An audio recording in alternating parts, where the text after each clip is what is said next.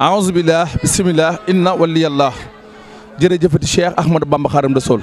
asalaamaaleykum wa rahmatulahi taala wa barakatu mbokki internet yi kon ni ngeen ko xamee tey ñu ngi fii ci bésu màggalu Touba bis bi nga xamante ni ci la Cheikh Ahmadou Bamba Khadim Rassoul sunu yaakaaru àdduna ak alaaxira laxasaay woon ngir liggéeyal Yonent bi sallallahu alayhi wa sallam ànd ak nasaraan yi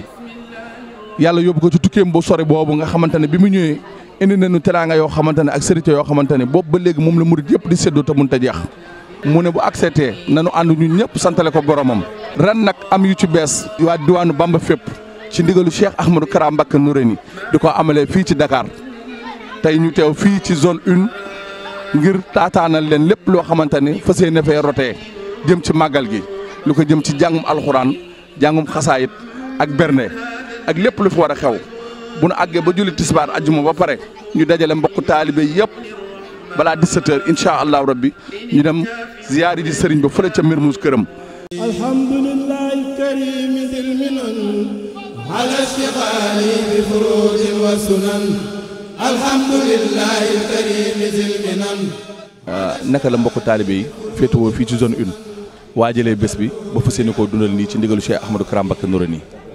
salaamaaleykum wa rahmatulah ñu ngi leen di ziar bu baax kilifa gi sëñ Amadou ñu ngi leen ni gannaaw bi nu santaate Cheikh Ahmadou Bamba Khadim Rassoul andate bés bi moom mooy bés bi nga xamante ne mooy bés bi dog buubu jaam yi maanaam sant ko mu ne nan ko ci sant la yàlla waaye sant ko ci moom mi nga xamante ne bu dogul woon ak demam ga kon wolof nasaraanu te kon billaahi ñëpp a dem niiraan la sëñ Moussa Ka wax kon ñu ngi yeesalaat sunu cant ci moom waaye gannaaw bi nu ñaanalee ki ko fi nekkal di Cheikh Mouhamadul Mountakha ñu koy ñaan mu yàgg fi lool te ànd ak wér naal yi mu naal yëpp sunu borom defal ko ci ay ndam waaye sunu jàmbaar ji sunu yaakaaru se adduna ak laaxira Cheikh Ahmadou Kara Mbacké Noreyni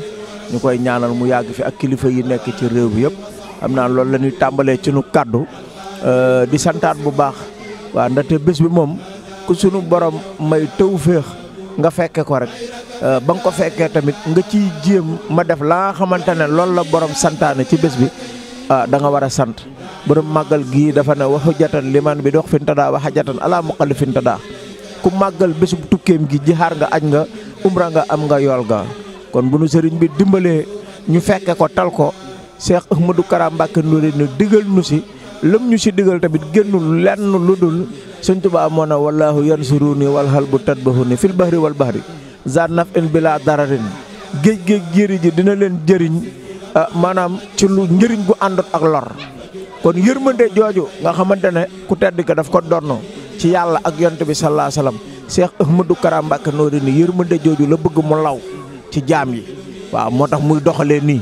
waaye ku ne xam na ne doxalin bi lu mu jaaxal nit rek da ngay xam ne murit lu muy def ci kaw ndigal la ko teg te lii muy def yàlla dimbali na ko ba ki fi nekkal tey Sëñ Tuubaa xamal na ko maanaam loolu laata muy doon xalifa ak Sëñ Tuubaa waaw ni dayoom ak yéene bi mu am ci liggéey Sëñ Tuubaa ak yaatal ko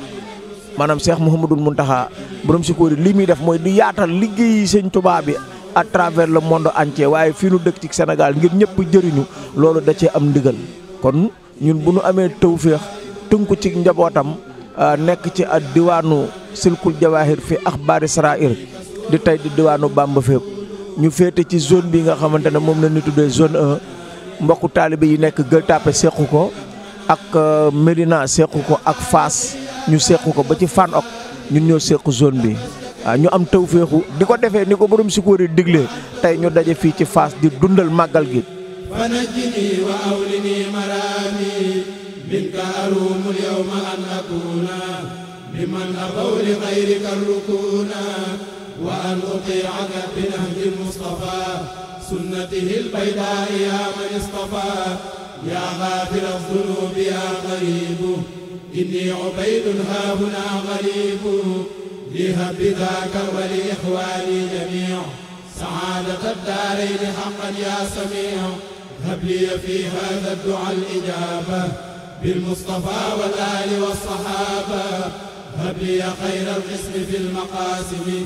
ولذوي الدين بجاه القاسم